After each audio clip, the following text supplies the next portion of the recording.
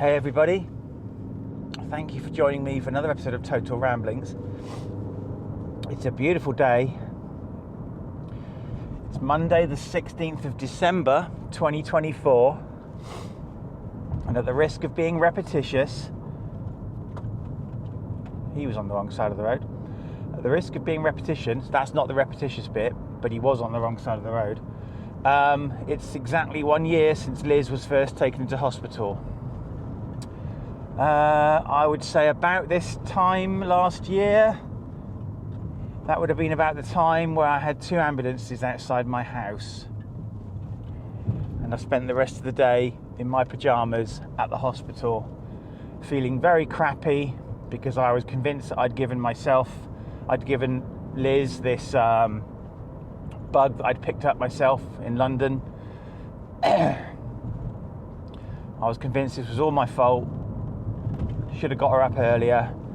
Shouldn't have left it too long between bouts of trying to wake her up. And I was just feeling pretty awful because I thought I'd screwed it all up and I thought I'd killed her.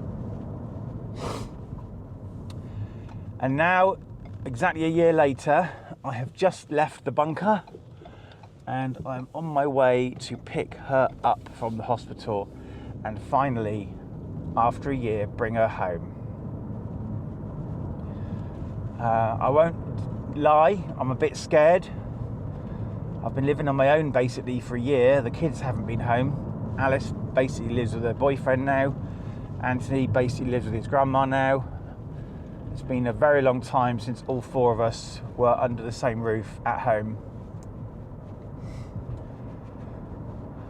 So I have to try and keep Liz alive. I'm going to have to get into a routine of giving her her morning medication, her evening medication, changing dressings, maintaining her rig tube, maintaining her trachea tube, helping her get up in the morning, help her go to bed at night. So on the one hand, I won't have to do this drive ever again, in theory. On the other hand, of course, it could be a lot more work. But at least we'll be at home. There's a massive tractor here doing these hedges. And here we go. Pretty sure that back wheel was taller than my car. So, it's about 9 minutes past 11. This morning I've made the bed, I've done my ablutions, I've fed the pussycats, I've emptied the dishwasher, I've put a wash on, I've vacuumed, I've swept. I have done all the routine sort of maintenance jobs that I would do, because I don't want to have to do any of these when I get home because I'm going to be concentrating on Liz. On Wednesday I think I might be meeting my friend Wayne for our monthly catch-up. And on Saturday I've been invited out for a work do. Now, I don't know if I'm going yet. Depends if I can get cover, because I should be home very late. Anyway.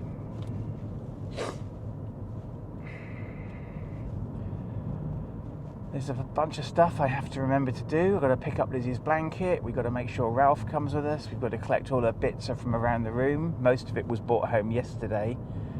She's got a few straggly bits left that she needed. We've got to wipe the TV of all of our accounts. Yeah, so... and I don't think the doctor's going to be there until 2 p.m. I said I'd get to Liz for about 12. But obviously we're going to have to sign a load of paperwork and stuff, so I'll probably be driving home in the dark, which is not ideal. But anyway, that's the plan for the day. I'll try and get some footage through the day for you. Bye. Thank you. Bye. Thank you. No, it's this. Oh, this? Yep. Oh, my sister's going to sit in it. Yep. Oh, wow. That's the plan.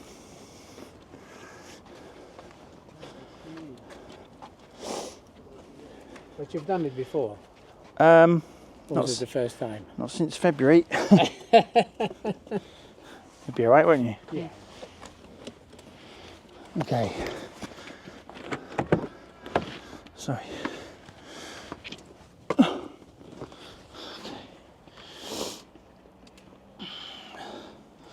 You okay? That one's on. So I got you. Oh, well done. Is that your chair? Yes. Okay. Well, it was her dad's, but Yeah. he doesn't need it anymore. You all right, Liz? Okay. Bye bye. Take All right. care and have a very good journey home. Thank you very much Take for care. everything. Yeah. Cheers. Okay, you hold that. Can you film me in? Yeah. Hi everybody, so it's just gone 3 o'clock and we have finally escaped from the hospital after a year, and Liz is with me in the car. Say hello, Liz. Hello, Liz. How are you? Okay. How do you feel? Scared. Scared? Scared because I'm looking after you, or just scared? Just scared. Okay, Liz is scared, but that's to be expected. She's the only place she's been in the last year travelling has been in the back of an ambulance or a minibus, and so she's enjoying the journey, aren't you? Yeah. Okay, we'll leave it there.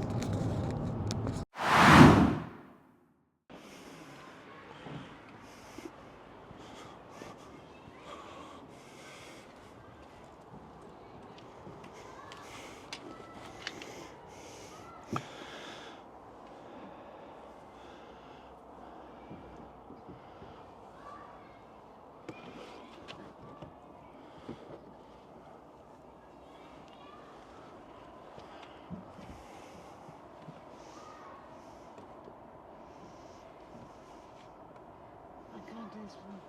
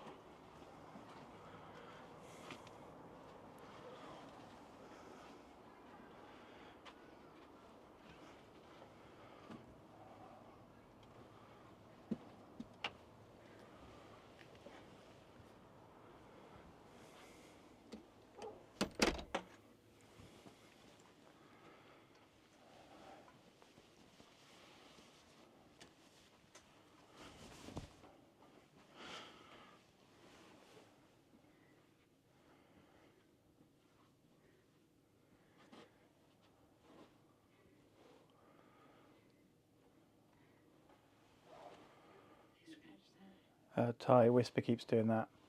It's been sewn up once. Can you move it out of the way so I can sit down?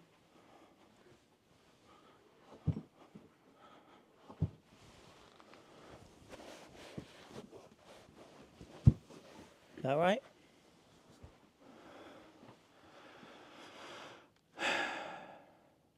Give me a smile.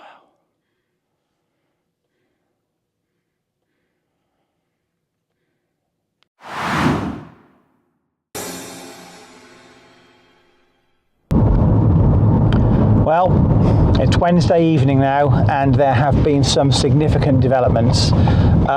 So basically, everything we've been building up to with regard to getting Liz out has been an almost total waste of time. So the footage I showed you earlier in this video was Liz leaving Holy Cross Hospital for what we assumed would be the last time. They did a little parade arch for us to sort of, wheel her through and all the rest of it, and we gave out chocolates and biscuits and said goodbye and all this kind of thing. And I successfully got Liz home for about 4 o'clock on Monday. Lizzie's mum came in, everything was going fine. We sorted out the massive pile of medication and supplies that we'd been given, because we need to get into a routine and a pattern of where we're going to keep all this stuff, how we're going to use it, etc., etc. And the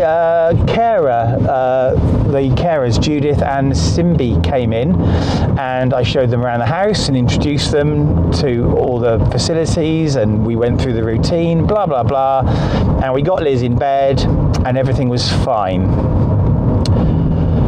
I went to bed later, and we moved Liz around a little bit, and eventually she kind of drifted off to sleep, and I put a rather hopeful post on Facebook that hopefully she was now finally asleep. We had the most terrible night ever. She couldn't breathe.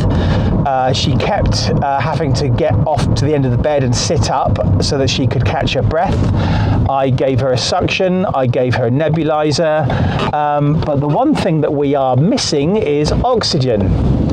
Nobody seems to know what's happening with the oxygen. So there's a form called a HOOF, a Home Oxygen Order Form, and we have been told that that is the responsibility of Liz's GP to complete and submit. Liz's GP says it's not his responsibility while she is an inpatient, and it's not his responsibility until she gets home. Now, we've subsequently found out some information that might give us a bit of sympathy towards that position.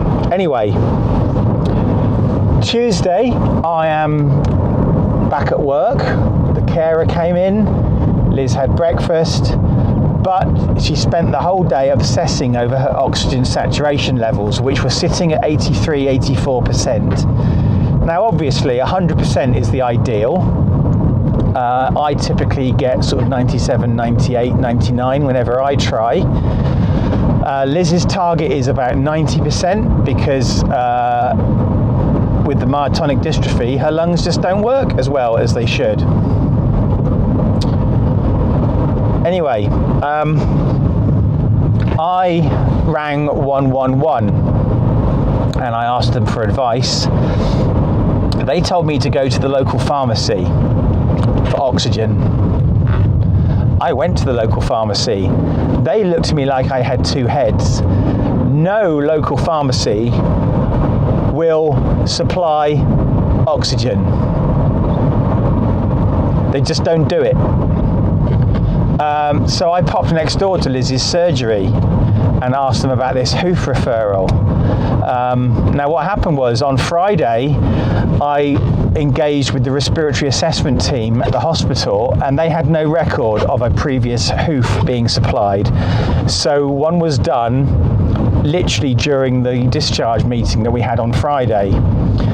I was told by our surgery to get in touch with the respiratory assessment team again. Guess what? They've got no record of this form either. That's two HOOF forms that have gone missing. They refused to supply me with oxygen. I rang critical care, bearing in mind that when Liz was in critical care for 7.5 months, we were told, hey, when you come out of hospital, if you ever need anything, just give us a call. So I gave them a call. I said, can I borrow an oxygen cylinder? No, that's for inpatients only. And everyone is now telling me that I need to take Liz back to the emergency A&E as a, quote, failed discharge, unquote. I don't accept this is a failed discharge, and I know that all we need is oxygen. Now, number one, if I take her back to A&E, they'll have to go through all the procedures. She'll sit there on a trolley for hours and hours and hours while they go through the hoops and eventually come to the conclusion that she needs oxygen. Well, I bloody know that already, but they won't take my word for it, and probably quite rightly so, because they've got checklists and procedures to go through, right? Secondly, the hospital is a plague pit, especially this time of year, and I don't want to expose Liz to more viruses, bacteria, pathogens, all that kind of stuff.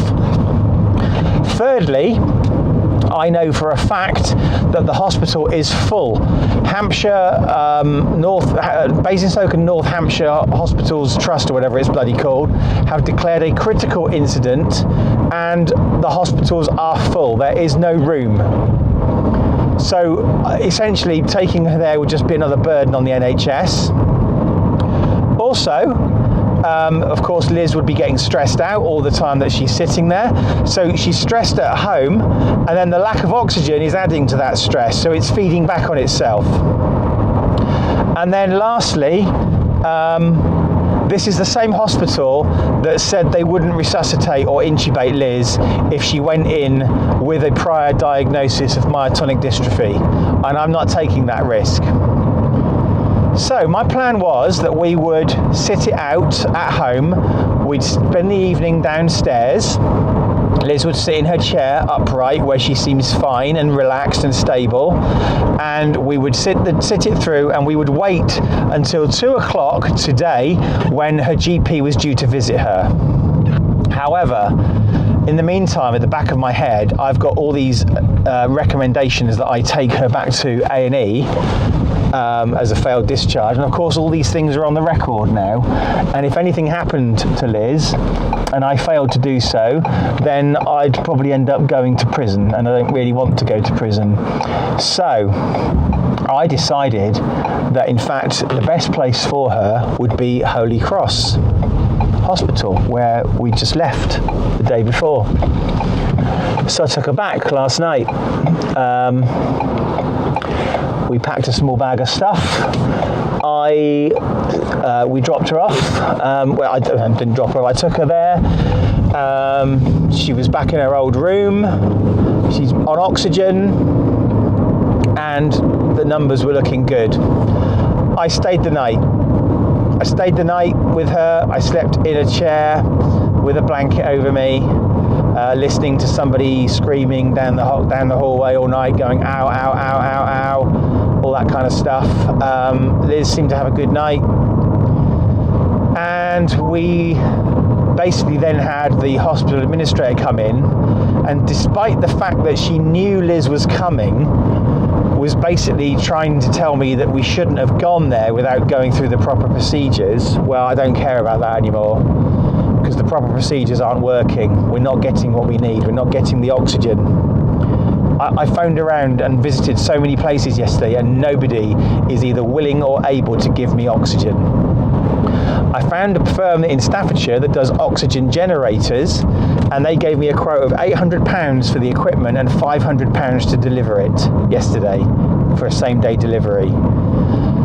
Anyway, I have subsequently ordered an oxygen concentration unit, which is apparently what we will ultimately get, along with some cylinders, from the NHS, and that is meant to be arriving on Monday. But here's the thing, right? Oxygen makes up 21% of the atmosphere. I'm talking to you through it right now as a medium. It's part of the air, and yet we're being this precious and apparently unlimited commodity is being hoarded like it's crystal meth. So basically the plan was I'd take Liz to hospital last night, Holy Cross, we'd stabilise her overnight, and we would come back home for the doctor's appointment. Of course, Holy Cross not happy with this, because I'm asking to borrow an oxygen cylinder. And I think in theory they were open to that, but now we're talking about having to have a carer with us, because apparently I'm incapable of operating an oxygen cylinder. And if we have a carer, that means they can't come in this car because of the insurance, which means we have to take a transport, a minibus, a hospital minibus basically, which is, and then of course if I wasn't able to source oxygen from the doctor there and then in his home visit to Liz, because he was coming to our house for 2 o'clock, then we would have to take her back to Holy Cross. The doctor came. Now, when the doctor at the hospital turned up, now, when we left on Monday, I'm sorry this is a bit convoluted, but you'll find out why in a minute. When we left the hospital, Holy Cross, on Monday, Liz was a little bit concerned that she might have a slight chest infection, and asked the doctor to check her chest, and he said, "You've got a slight crackle, but it's nothing to worry about." Well, here's the problem. I may have already mentioned this. I'm sorry if I'm going around in circles. Liz can't breathe properly already because of this disease, and any infection lowers that capacity of her lungs. So today he does another inspection, and oh yes, she's got a chest infection. So basically they've let her go from the hospital with a chest infection. So they need to put her on antibiotics, and now they won't let her go home. So basically we've had one night at home, a trial run at going home, which has basically not worked. Now Liz is back in the hospital. The next 48 hours are going to be critical because they need to assess how these antibiotics are working. I'm hoping to get her out on Monday, but the plan is to get her out no later than Tuesday, which is Christmas Eve, because God damn it, we are having a family Christmas together. Finally, the hospital doctor and Liz's GP have finally picked up the phone to each other. I've been trying to get people to talk to each other for 4 months. They finally picked up the phone to each other. Something all I wanted to do all along was get people to talk to each other. And we've achieved more in 10 minutes than we have in the last 4 months with something that I've been pressing people to do. So I think the oxygen's sorted, but even if it isn't, I am taking us out of the oxygen equation by buying my own equipment, which is arriving Monday. It can provide a 3 litre flow of oxygen. It's an oxygen generator thingy. Liz was on a 2 litre flow last night and was fine. This is a portable unit. We'll have it at home, and basically if we get messed around with the provision of oxygen or cylinders or a generator or a concentrator or whatever, I've got my own. And it's ridiculous that I have to do this myself and jump through these hoops. It's ludicrous. Basically everything that you can possibly think of that's gone wrong in this case has happened and gone wrong, and I've had enough of this year. I want this year to die in a ball of fire. So I slept at the hospital. Luckily in my car, I always have a go bag in the back of my car with a complete change of clothes, toothpaste, toothbrush, aftershave, deodorant, and I've been able to change today, complete clean clothes. But we didn't bring the medical supplies with us because we thought we would just be there one night. All the supplies for Liz's tracheostomy came home with us, and I've had to go home, load up a bag of clothes and medical supplies, and I am now going back to Holy Cross, and then I'm going home again tonight. So I'm basically doing a 90-mile round trip, and it's, yeah, so that's what's happened. Liz is still in hospital. I'm not very happy. I've now got to repair my situation at work again because I had to take time off. I've had to take unpaid leave because I've got no holiday or sick pay left, and I'll have to take unpaid leave one day next week as well to get her home. And frankly, this whole situation is utterly ludicrous. And I've said to people that if I lose my job over this, there's going to be litigation, because you know, I shouldn't have had to have done all these numbers of different things. And here's what the respiratory assessment team say, that the hospital should have done this hoof form, not the GP. So the people that should have done the form haven't done it, and the guy who shouldn't have done it has done it twice, and it's gone missing. Honestly, you cannot make this crap up. So I'm sorry for the really long piece to camera, but I'm having a hell of a week in a hell of a year, and I'm just I've just had it. I've just absolutely had enough. We're all so tired. We just want this over with, and this should have been such an easy process, and it's not. So there you go.